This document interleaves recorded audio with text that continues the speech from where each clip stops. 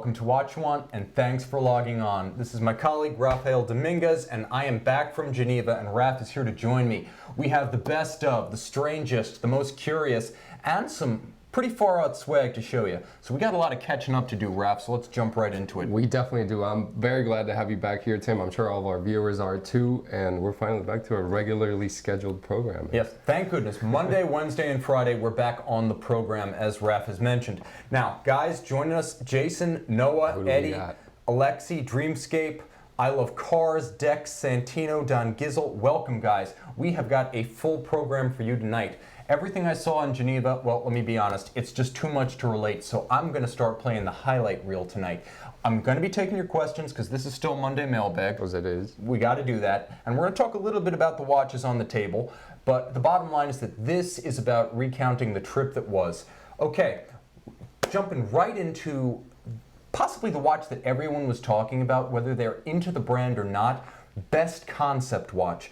This goes to the Panerai Luminor 1950 ID Lab, the PAM 700. Raf, you saw this one. What did you think of it?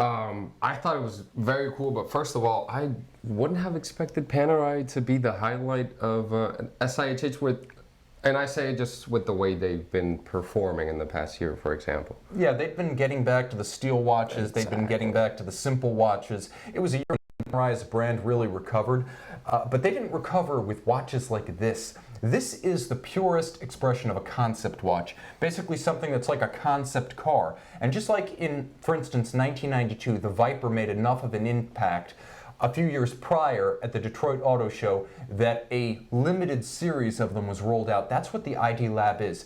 50 pieces, $50,000, and a 50-year service interval.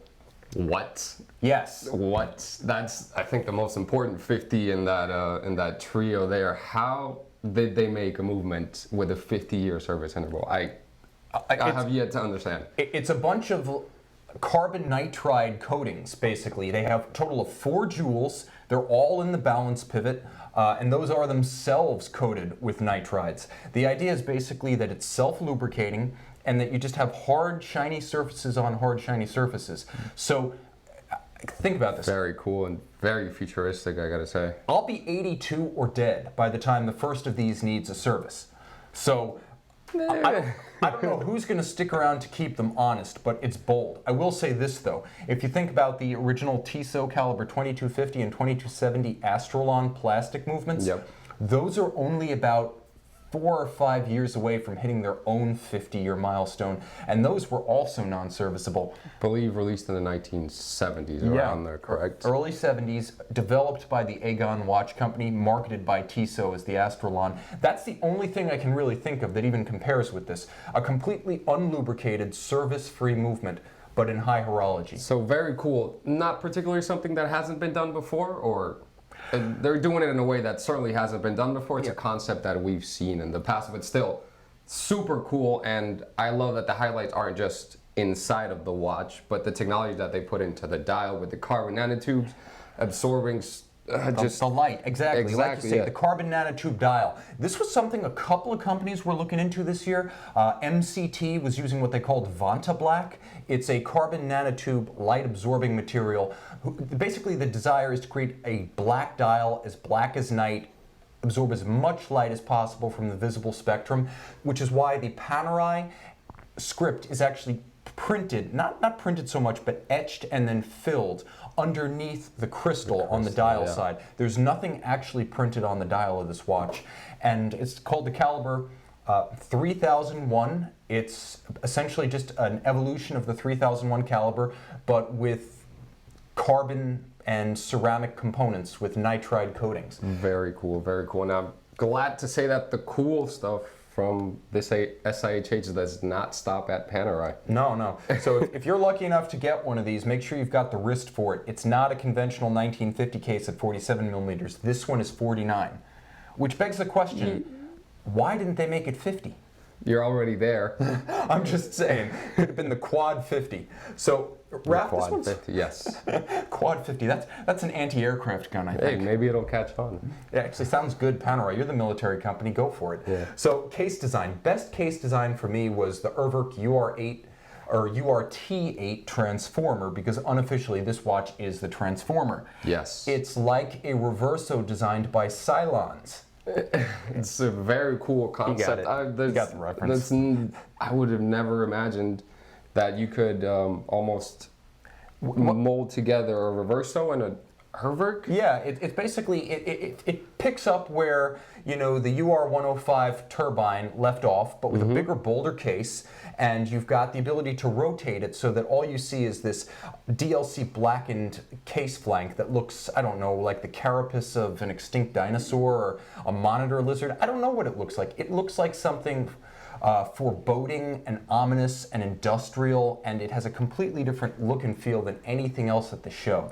And it's transformed just by turning it over. And I'll also say that the feel of that case, it was like operating a rifle bolt. Really? Like, it was so sturdy and robust. I feel like, I hate to say it, but JLC needs to buy one of these and take notes. I wouldn't expect anything less out of Herwerk, to tell you the truth. But it's surprising to hear that it's so robust. Yeah. I feel like these high horology pieces tend to be a little more delicate. They do. In general, I think Herwerk has a phenomenal pedigree of machining. And that comes, I think, from not just Martin Fry's designs, but from Felix and his brother Thomas, who's now departed the company, but they laid down a baseline of standards for machining, and Thomas was a machinist, and I feel like that pedigree stayed with the company even after Thomas decided to pursue other avenues and other fortunes elsewhere. So very cool, very impressive piece. Wow, the chat box, you guys are bouncing off the walls already tonight. We're blowing up over here. Oh, right. Guys, welcome. Tim S., Luis, Handikin, welcome Matthew, welcome Ray B, welcome Ryan, welcome Sarira22, welcome Noah R, Nana Oduro, Bearhead, welcome Estuardo Mira, welcome Time Stand Still, Per Forceland. Guys, okay, really happy to have you here. Question from Ray B, what do I think of the Pikachu watch from Romain Jerome? I think it's Romain Jerome. I think it's a profanity. I think it's a mortal sin. I think it's Romain Jerome, exactly like Raph states. It's a Romain Jerome. I mean, they'll find somebody to buy it. They're not looking for everybody. No. They're not looking to produce 10,000 of them. No, they're looking to produce 20 of them. Yeah, so they'll certainly find the customers for them, or the clients, and they'll love that watch. Romain Jerome, the brand that makes Hublot look like Philippe Dufour. That's all I can say.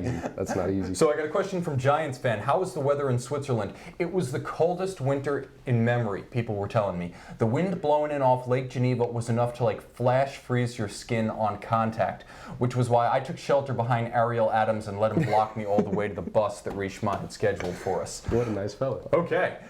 Tim, for an everyday beater, this is from Ray B. Vintage oyster date from Rolex or Speedmaster reduced. I'm going to say everyday beater, categorically avoid a vintage watch. Yeah, certainly. I mean, more than anything, if anything does break, when it's vintage, it's just going to be harder to find the parts. Yeah, and on top of that, vintage watches, we have lower standards for water resistance as collectors, shock resistance. The movement architectures are different. A lot of cases, the older Rolex movements use balanced cocks, not full balanced bridges. They're a little bit less robust structurally. They've endured decades, so even if they were built tough as tanks, after all this time, you have to have sort of a sympathetic attitude toward a vintage watch that you wouldn't with a newer watch. Now, the Speedy Reduced, I want to say those only went out of production around 2009, so you can still buy very contemporary watches that are considered modern watches and more appropriate for beater status. Plus, pre-2006, if you buy a Speedy Reduced, still a fairly recent watch, but you can get the Hesselite crystal, so if you really are going to beat it, you've got less of a potential of shattering sapphire. Crystal, yeah. Okay, cool stuff going on, really cool stuff going on. I want to focus on Métier d'Art because this is a sort of I want to say it's an off-the-beaten-path type of watchmaking specialty in which horology is important, but the arts involved in decoration of the dial, of the case, and the movement take precedence. So for me, it didn't come any better than this year's Jaeger-LeCoultre Ibris Artistica Mystérieuse. Raph, this is a 42mm watch, lattice work, mother of pearl over the dial. Incredible lattice work dial. Oh my God, how do you even produce this dial without the mother of pearl just shattering into. And I bet they put a lot of money into the research for that. But for that's all the first thing that pops pieces into my that head. they're making. Yeah. Okay, JLC, you know I'm a fanboy, so I have to say, full disclosure, there were about 5 or 6 watches that purely out of sentimental loyalty I wanted to showboat, highlight from the JLC catalog this year. But to be perfectly honest, this was really the only watch they made that was categorically head and shoulders above everything else in its class, to the point where I couldn't even conceive of a worthy rival. But they're only making 5 pieces. The Ibris Artistica is all about masters of arts, the métier d'art. And this one is all about aventurine. It's all about skeletonizing the case. It's all about that mother of pearl spider web of a dial. I don't know how, like Raf said, how did they build it without shattering it? How can you wear it without breaking it? But this is JLC, this is an everyday wearable watch. It's automatic, it's 42 millimeters, and although I'm not a colored gold fan, this one had me at hello. It's beautiful. Oh yeah, tourbillon. Did we mention tourbillon? I don't think we mentioned tourbillon. No, we didn't. And not just a tourbillon, a flying tourbillon. Tourbillon. That serves as the hour indicator on the dial, and you have it. Yeah, like Raf says, it's an orbital tourbillon. Yeah. So as the tourbillon is gyrating, it's also circling the dial. Its center, its capstone, acting as the hour marker for the dial. And then, of course, there's a smaller, off-white sort of ecru geometric, I would say it's just a small index, almost hidden. You can miss it at the first glance. That indicates the minutes. This is a throwback to the great JLC Vacheron Constantin caliber 480 mystery watches of the 1950s. The only collaborative effort between Vacheron and JLC when Vacheron and JLC were both imported under the Longines Wittnauer brands in the 50s. So this is a throwback to that in loving fashion, but in spectacular form. It's absolutely spectacular. Guys, it's worth whatever they're asking for it. Don't ask, but it's worth it. I don't know what they're asking for this watch. Price on request, and I didn't request, but the most beautiful métier d'art of the show. Now, jumping to our dashboard again. Question coming in. Okay. By the way, I gotta say, I love the nicknames that you guys are coming up with. For Tim, I saw Mossberg, Tim the Guru. I'm not. Keep them coming. Keep them coming. I'm not. This is good. I'm just the messenger. I'm but the vessel. So, by the way, thank you for the shout-outs on A Blog to Watch's vlog videos. I enjoyed that. Guys, so question coming in from Alex Rosa. Did the Moser watch smell like cheese? I'm glad you asked. This is the first thing. I'm sorry, Tim. This is the first thing that came to my head and the first thing I asked him as soon as he came back in the office. The answer is no, but that allows me to skip forward. Faylene, we're going to jump forward to the best humor of SIHH 2017. Without a doubt, it was the Moser C Swiss Mad watch. A little bit of background, this is a watch that, yes, has a case made of Swiss cheese. The concept, and this could easily have been the best concept watch too, but I'm going to go with best humor, was that for 2017, the threshold for labeling a watch Swiss-made jumps from 50% to 60%, and Moser, which is the other watchmaker in Schaffhausen, and by far the more exclusive of the two, was basically doing this because they like to say that the only truly non-Swiss part of their watch is the strap. So they're building 95% Swiss watches, including small parts, including escapement parts in-house, and yet you can slip by with 60%. And I would understand their position. They're putting all this effort in actually making it almost 100% Swiss made, and these other guys are getting by at 60. You can understand their point, but they're displaying their dissatisfaction in the most incredible, hilarious, perfect way. And you didn't even see the video with Edouard Melan that they showed us at the press conference. I'm never going to be able to get my hands on that, but it was pretty edgy, it was funny, and it was, again, a perfect compliment to the watch. Now, it's called the Swiss Mad watch because of the Swiss-made protest, but they're also taking Swiss-made off the dials now. Their rationale being, we don't want to be associated with the établisseurs, the assemblers, who are putting together a 60% watch and skirting by at the minimum. Yeah. It's well executed. They are going to make 50 watches in white gold that have the look of this watch without the Swiss cheese case, and also without the Swiss cheese price. If you're wondering... The price, yeah. And by the way, it is pasteurized Swiss cheese, according to our friends at Moser. If you're wondering what this watch cost, it's a symbolic 1,081,291 Swiss francs. Symbolic, I say, because the watch is actually going to be auctioned and the proceeds will go to Swiss manufacturing charities that promote the arts within Switzerland. But if you were to purchase it at retail now and just offer them the ask, the price represents the August 1291 signing of the original Swiss Federation documents. So the birth of Switzerland. And that's the symbolism. Again, 50 Venturer Swiss Mad watches will be manufactured for those of you who want one, don't want to pay a king's ransom, or Swiss king's ransom. Swiss king's ransom. And perhaps want something that'll keep a little better without a refrigerator. No, it is completely stabilized. It's half cheese, half resin. Okay, jumping back to our question box, guys. So not only can you not smell that watch, hey, OJ Watley joining us in the chat box. How you doing, OJ? Which reminds me, I want to shout out, OJ is giving away this Breitling hidden security safe. It looks like a book. You put it on your shelf. It opens up. It's a small hard box to store your valuables, to store your Swiss Mad watch, your Swiss cheese, the money to buy thereupon. I'm not sure, but the bottom line is if you go to our Facebook page and you post on the Facebook basically entry with the photo of these two accessories, you're going to be entered, and we're going to pick a winner during OJ's show this coming Thursday. If we get 500 comments under that post, we're going to give away this IWC black leather keyring and chain. So we've got some cool stuff for you. This is coming from OJ Watley's personal collection. It is not swag I brought back from Switzerland. So OJ and his swag making the ultimate sacrifice for you guys. Again, just post on our thread on Facebook. By the way, we were researching. It is very hard to come upon one of these Breitling books, or we found very few online. When searching, it was something else. You know, so it's definitely worth an entry, a comment. That's all you got to do. Yeah. Besides, if you've got $1 million Swiss Mad watch, the last place anyone's going to look is in the Breitling box. Exactly. Okay. Beautiful reasoning. Yeah, there we go. Breitling, see? Maybe more valuable than you imagine. Okay, how is the economic mood at SIHH? This is coming from Kiki Fries, longtime viewer. My impression was that it was upbeat. I think there was a sense, not that the crisis has passed, but that we know what we're dealing with in the industry. There were more steel watches, yes, but there were a surprising number of precious metal debuts.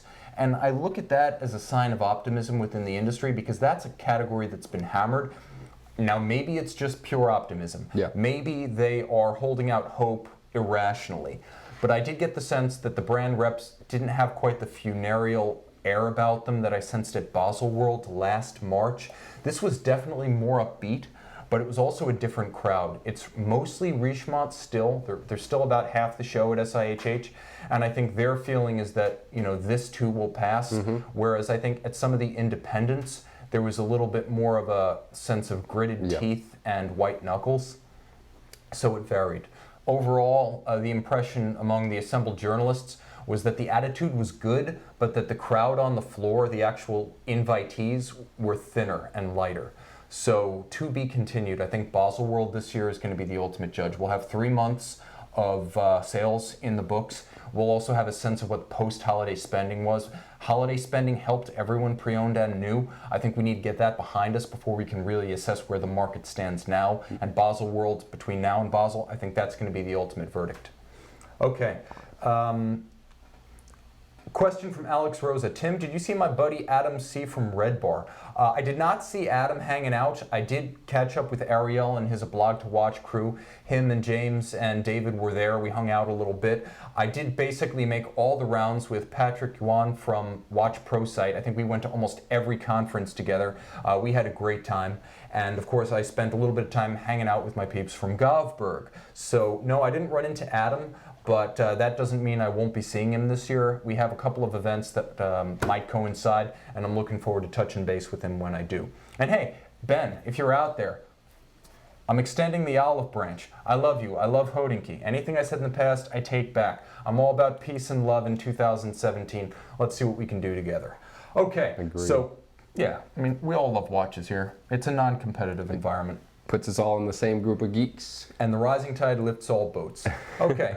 So OJ's asking about the Breitling giveaway. I think we just covered that, but remember, that's a Facebook-driven giveaway, so post below the photo of that on our Watch You Want Facebook page. We're going to pick the handle that wins on OJ's show on Thursday, and he's going to give a shout-out. We get 500 entries. You're also going to get that keychain from IWC.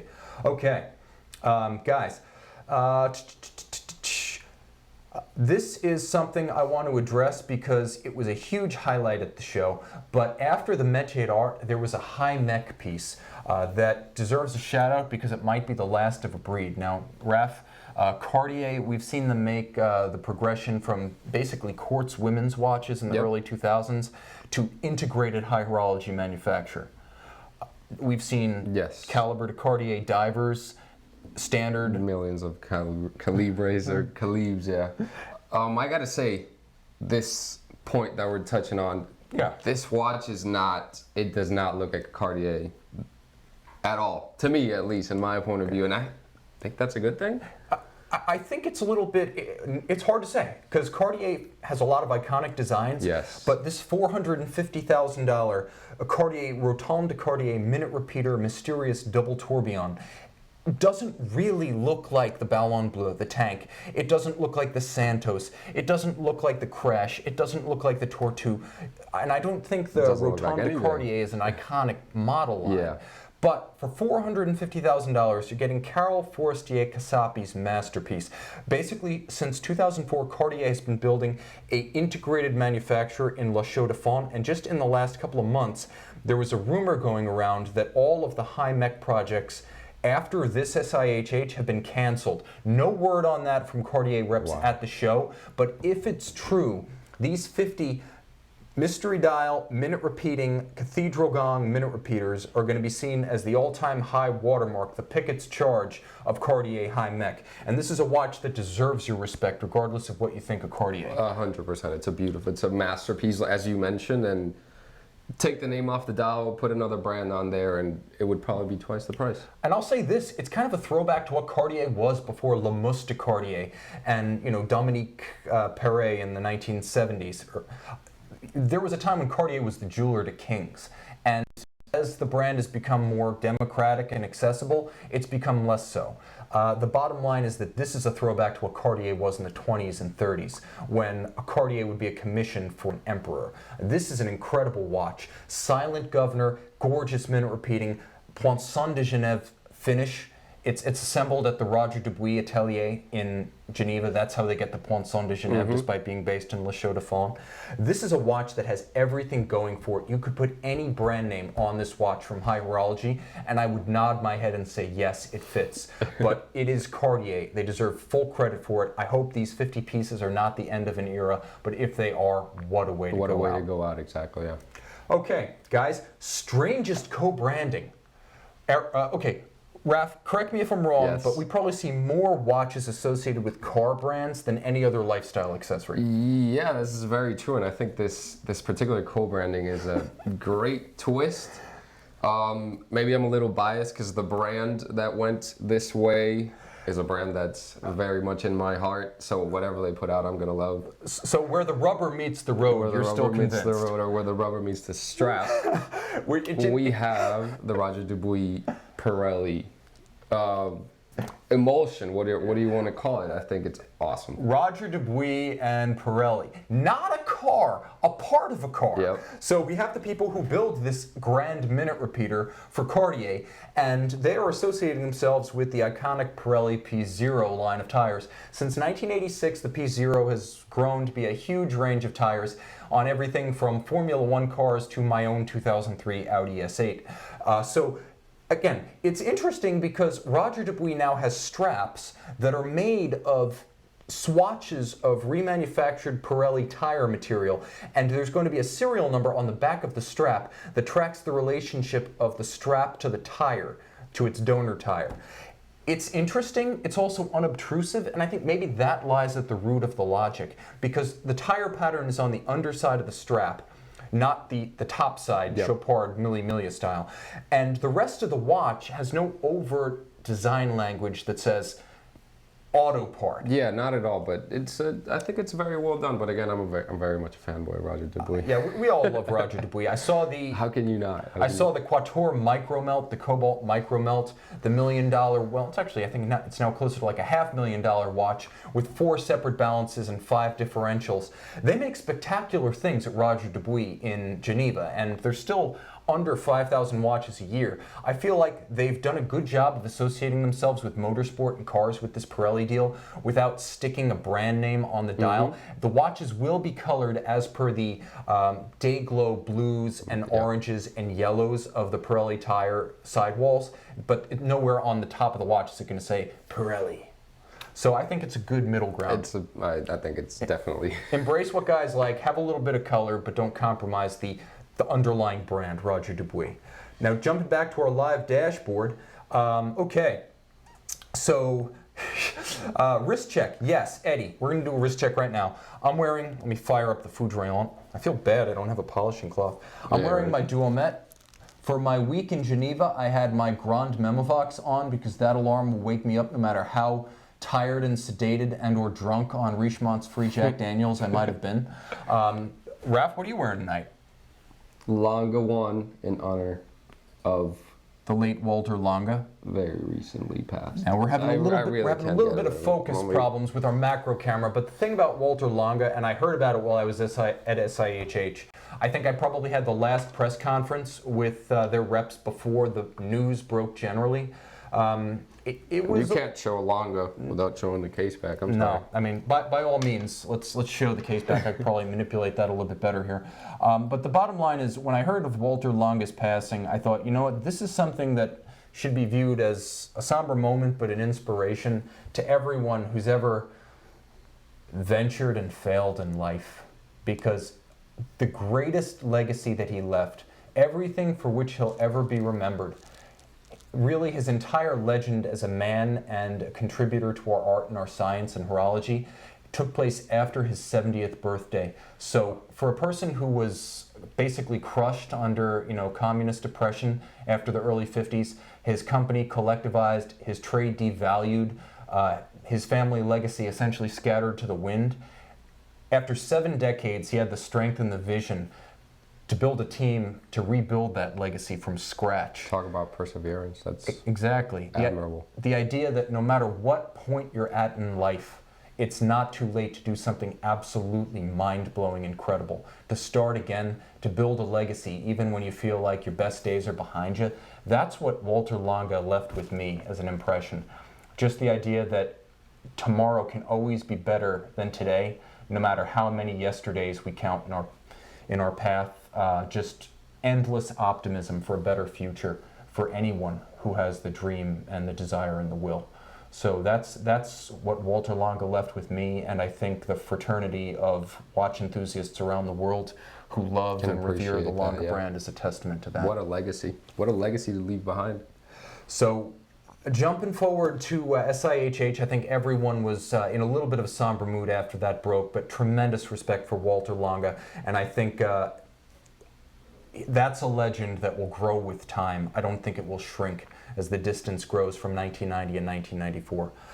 Okay, jumping forward, we have a comment from Time Stands Still. We need an American watch made out of Cheese Whiz. Good job, man, keeping it light. Give it time. I'm sure Shinola will get there. Okay, or a Canadian one made out of maple. You're making me hungry, guys, really. Okay, with a bacon strap. Stop! That's Canadian bacon strap with the maple? Over here. I'm just saying. Okay, jumping forward, this is from Kiki again. Great question. Who had the most impressive consumer-grade watch offering at SIHH, in your opinion?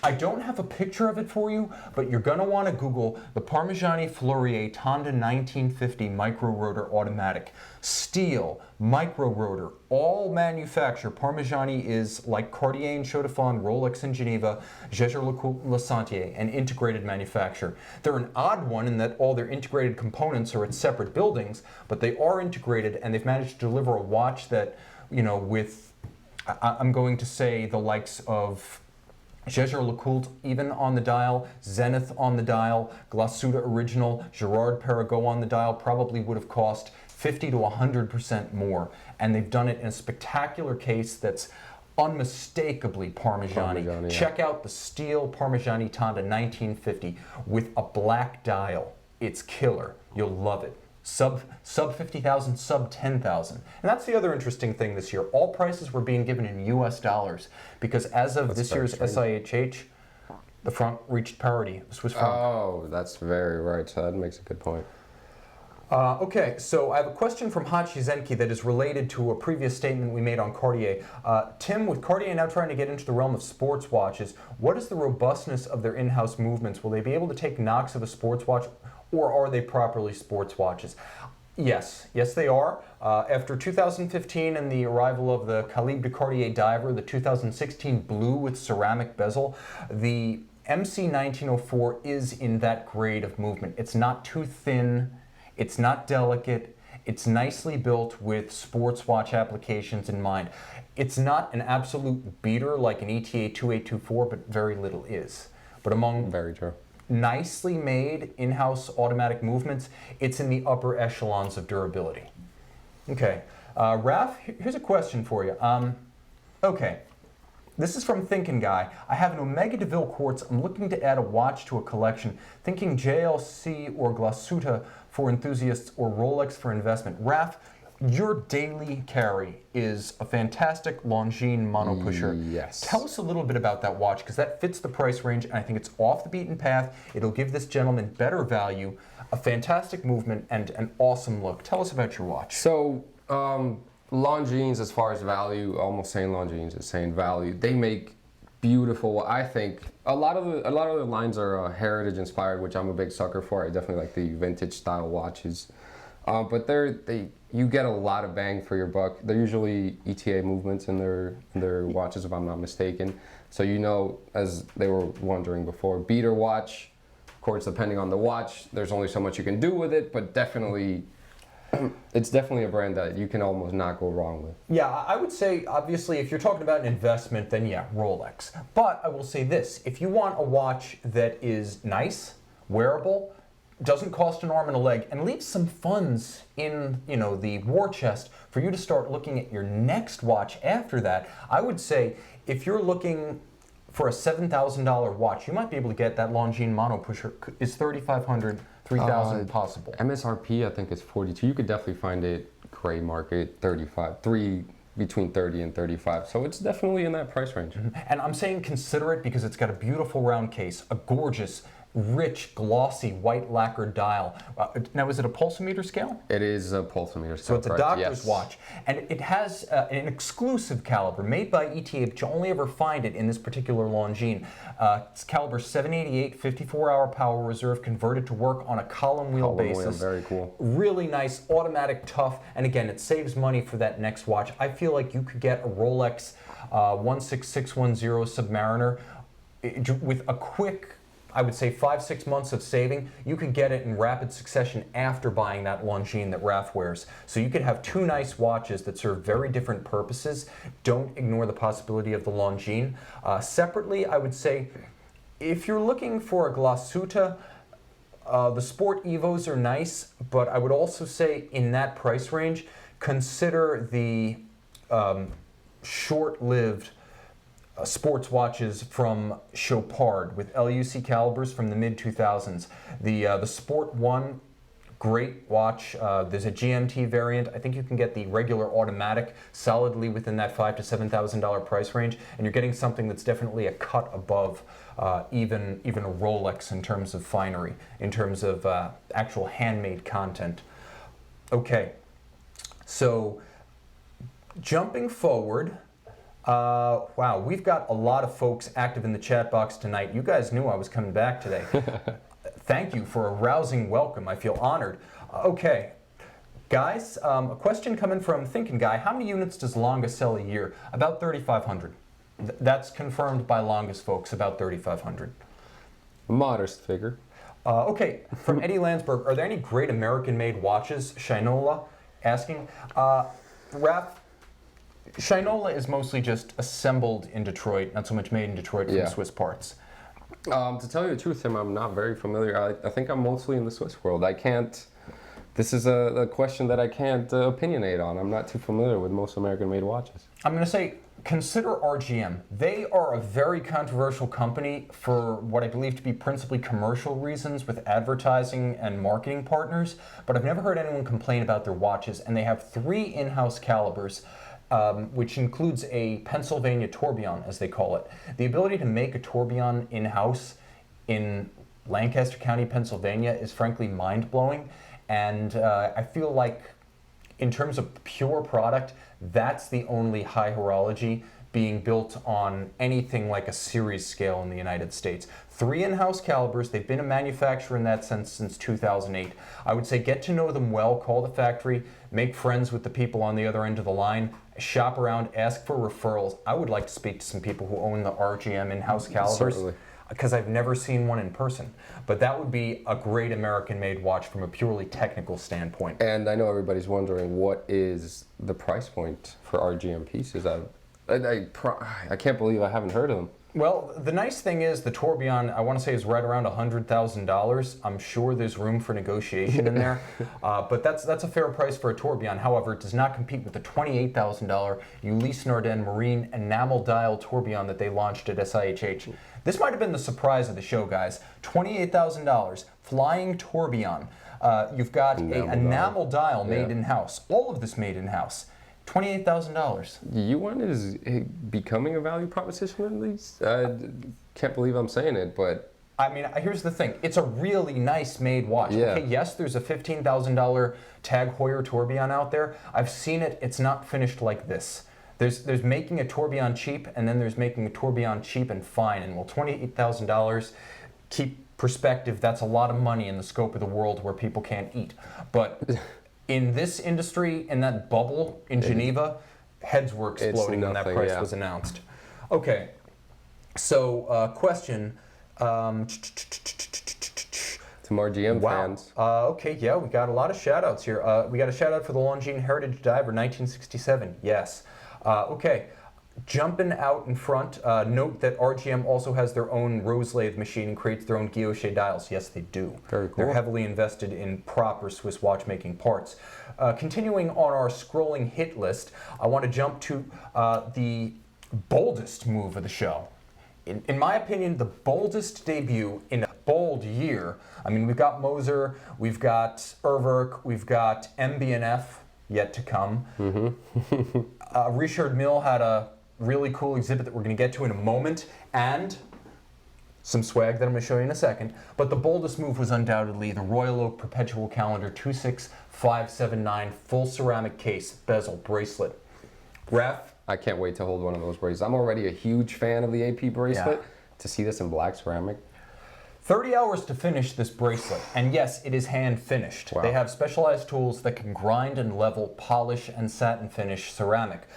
Why I think it's bold is because this is a Hail Mary pass. It may not look that way at first, but consider.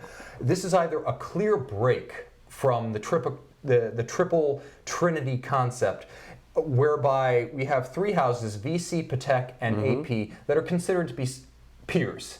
But it's the spirit of the watch that I don't think Vacheron or Patek could do. I don't see them doing an all-black, full ceramic bracelet and case watch. This is something that AP, which has a little bit of edge and attitude, can pull off, and the other 2 I don't believe would touch. So here's where that leaves us. This is either going to be an absolute disaster of warranty claims, stress riser failures, and ignominy that's going to cloud our perception of AP for a generation, or it's going to be a bold and successful home run, path beyond, trailblazing effort that I don't believe VC and Patek have the credibility or the brand character to follow. How are we going to know? Well, we'll know when this $85,000 watch starts getting into the hands of folks who treat their watches indelicately. And Raph, we've seen quite a few beat Royal Oaks, so it will happen. Yeah, very beat. I mean, people love to bang around the Royal Oaks. It's quite impressive. We try to do our best to get them back up to spec, but yeah, people take the sports watch title very, Yeah, here's the very thing. literally. It seems to me like we see people beating on Royal Oaks even more than offshores. I don't know why that is, but maybe it's because you generally see Royal Oaks on a full bracelet. People see bracelet, they think Rolex, they think Rolex, they think beater. They think beater, they basically wear the watch with abandon. I've seen more beat 15300s, 15202s, 15400s, chronographs of all descriptions ripped to pieces than I've ever seen truly beat offshores. So if this is the way people are going to wear this full ceramic watch, AP is either going to count its blessings that pulled off a PR coup with something genuinely different from its peers, or we're going to rue the day this happened and we're going to look at it as a low watermark in the history of the Holy Trinity. So it's either going to be an Apollo 11 style moonshot or a David Bowie style space oddity.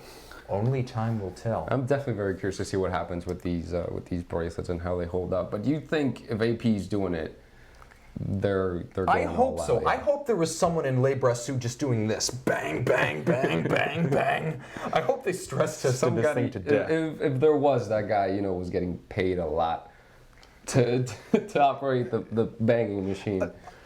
So best surprise of the show for me was actually Peter Brock. I don't know if I've got a photo of him in here, but I got my photo taken with Peter Brock, legendary automotive journalist, photographer, artist, and the designer of the original Shelby Daytona Coupe that won its class at Sebring, Daytona, Le Mans, the 1964 FIA World Championship. This guy and this car are both legends, and I just happened to be there at the Baume & Mercier booth when he was taking some promotional photos with the car. He's designed a new Clifton range of watches for their Shelby Cobra series. Good-looking watches, and I got to say, for 81, Pete Brock looked pretty good too. He's spry, let me tell you. I expect to see him at Daytona this coming weekend for the 24 and at Sebring for the 12 hours in March. So absolutely blown away to meet a legend of motorsports, a Hall of Famer. This is one of those I'll tell my kids about it moments. Best accessory, Roland Eaton belt buckles. Okay, Roland Eaton was off to the side, kind of like a satellite to the show. This is a guy who designs belt buckles between, I would say, about $6,000 and $40,000. And I think I've got a picture of his Bugatti belt buckle on the screen, Faylene. And this Bugatti belt buckle cost about $40,000 from what I was told. And it's built like a rifle bolt. If you thought the case to the URT8 Transformer watch from Urwerk was impressive, and I did, I then experienced this thing and I realized that it wasn't just that one was a rifle bolt and one wasn't. One was like an old army issue Colt, and that's the Urwerk. And then this thing was like a Heckler and Koch. Ooh. Really impressive. If you can afford to wear $40,000 on a belt buckle, this is the perfect complement to your Swiss Mad watch. Or, perhaps more appropriately, your Roger Dubuis Excalibur Couture Cobalt Micromelt. If you've got to have the ultimate watch with the ultimate belt buckle, Roland Eaton. Look him up. Spelled I-T-E-N. You'll love it. Trust me. If you're just a swag type guy, an accessory type guy, a machine and mechanical paraphernalia type guy, if you're into OJ's spin toys, you'll like this. Okay. Best clock. A surprisingly competitive category at this year's show. I didn't expect to see more than one. In fact, I would say maybe a quarter of the brands there had some sort of clock on display. Taking the cake, the original, still the best, the Jaeger-LeCoultre Atmos 568 by Mark Newson. Very cool. Not that I have a lot of background in clocks, but the first time I saw this, it's incredible. And the way it works. Yeah, I mean, perpetual motion, or as close as you can get. Yeah. 1 degree in temperature fluctuation. I mean, 2 days that it powers it for something like that? Oh yeah, I mean, you will raise the temperature in your house more by running the shower than this thing needs to run for weeks. Beautifully made. I believe it's a Baccarat crystal that it's housed in. This is the third collaboration between Mark Newson and Jaeger-LeCoultre in the Atmos family since, I want to say, 2008, when he did the Atmos 561, later the Atmos 566 in 2010. This is the first unlimited series too, but you're going to pay a little over, I want to say, $26,000, maybe $26,400 for this. I'm going to opine that it is worth it. Perhaps more so than anything else I saw at the show. Wow. If you want to know why Apple retained this guy, if you want to know why the Ichapods are future moneymaker investments, take a look at an Atmos 568 at a Jaeger-LeCoultre boutique, if you're lucky enough to have one at your JLC boutique or retailer. Very nice. Very cool. Month and time. This is something that I would buy with my own money and probably will. It probably will. So, and we will have it sitting right here. Yeah, it will be permanently on station. Now, okay, best exhibit. Okay, guys, Here it I'm comes. going to give you a brief rundown of the best exhibit and perhaps the best swag. Oh, we don't even need the macro camera wrap. Yeah. You can see this 1/18th scale carbon fiber placard mounted McLaren race car that I got from Richard Mille and miraculously carted back to the United States in checked baggage without breaking. So this thing right here has to be the coolest single piece of swag that anyone gave away. And Richard Mille had a full-size McLaren race car hanging from the ceiling in its booth. So that is the best exhibit and the best swag all in one from the RM people. And if you had the patience to stick around and see the Richard Mille RM50, that is McLaren themed, and priced about 980,000 Swiss francs, US dollars, you would realize that it takes all of its cues stylistically from this high-performance vehicle, its full-size namesake, and the spirit of modern Formula One composites. One of the first and most elaborate applications of the still relatively new graphene material. Definitely look up the Richard Mille RM5003. You'll Very like cool. what you see, but wait until we're done with the broadcast. Okay, Raf, my sentimental favorite, the watch that I'm still waiting to get from authorized retailer Govberg, Please send us the Resins, please. the Resence Frisbee, guys. We love Resins. We love Resence of Antwerp. I don't know if I can zoom out far enough to show you this Frisbee, but it's fun because it's the exact same shape as their watch. It's got the same cool camber profile as their crystals. I wore this thing, the Type 3B, on my wrist. I'd always had a watch crush on this. Now it's more like an infatuation. Seriously, I'm now a Resence stalker. They're gonna have to get a restraining order on me. It's that good. It's also worth noting that in the past I've speculated on what watch I might buy if I ever broke my mono-brand allegiance to JLC. Resence Type 3B. Very cool pieces. Cool stuff. We're going to have that on the channel sooner rather than later. Okay. And now the Prestige. What everybody's been waiting for. Yeah, the watch everyone was talking about at SIHH 2017, sometimes sight unseen. This thing had such buzz that we knew it was going to be spectacular before we even arrived at the PAL Expo on the first day. The movement was teased. The full-blown watch is not just twice as good as the movement. We're talking potentiation, rheostat levels of excitement. This is the MB&F HM7 Aquapod. Aquapod. What Rap- a beast. How what cool do you is- think? Oh my God.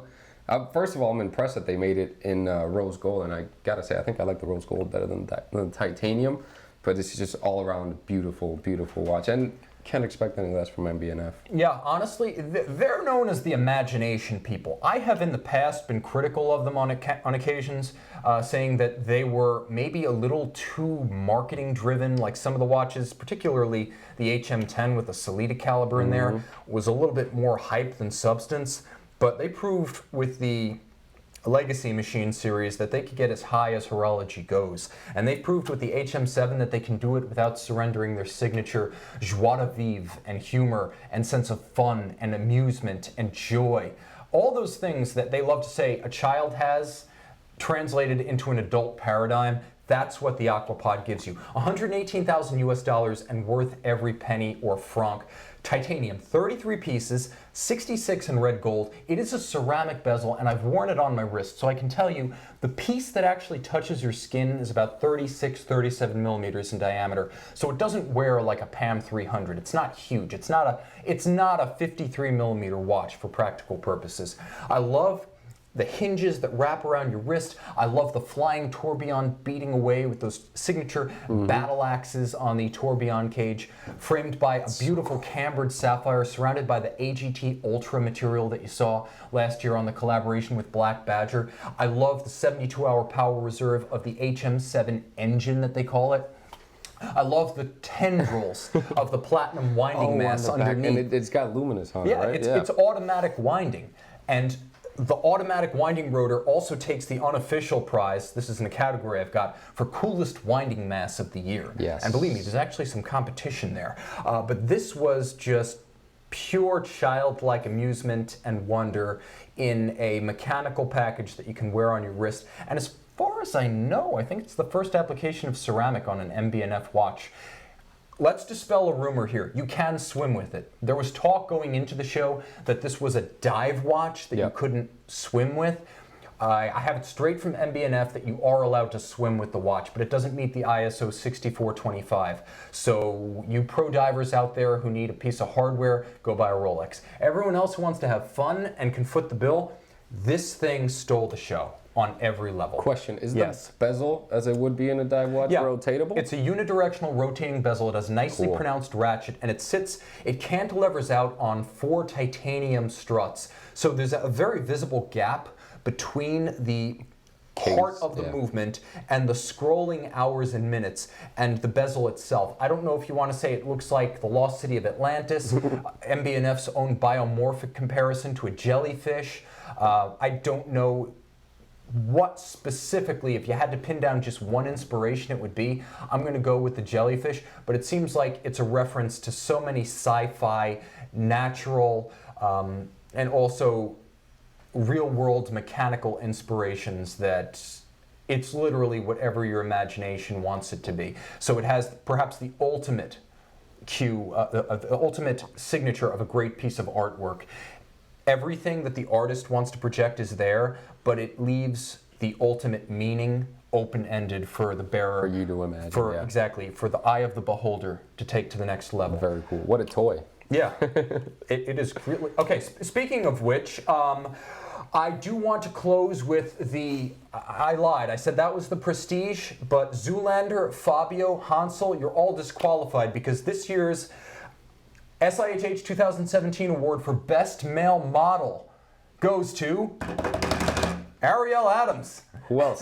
And I've got the incriminating photo to prove it. I think this photo was taken during the JLC press conference.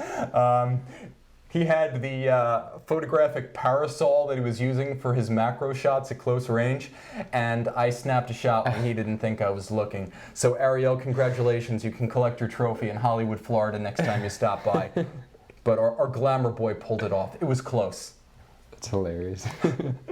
So everyone, thank you so much for joining us. I want to again remind you that OJ is giving away that cool Breitling hard case, and he's going to be picking a winner on Thursday. So go to our Facebook page, post on the picture of the Breitling hard case. He's going to pick a handle. I'm going to reach out on the Wednesday show and ask everyone who's been pre-selected. We're going to have some finalists to make it exciting. OJ's going to pick one of those finalists on Thursday. Cool. Guys, thanks for joining us. Rap, thanks for being with me. Thank you very much. Thank you for bringing some very cool stories and very cool swag, which we're gonna show them. Yeah, right? that's the other thing. We start to give stuff away Wednesday. I've got so much cool stuff that I didn't even want to I didn't even want to start with it tonight because it would have been a 2-hour show. Swag comes in Wednesday. Mike Michaels will be here. We're going to be giving stuff away. If you've already emailed me to enter my past drawings, you're already re-entered. So these are going to be new names, emails. Send me your contact information so I can pick a winner. Again, if you've already entered a past contest, you're automatically entered. Tim at Watch You Want.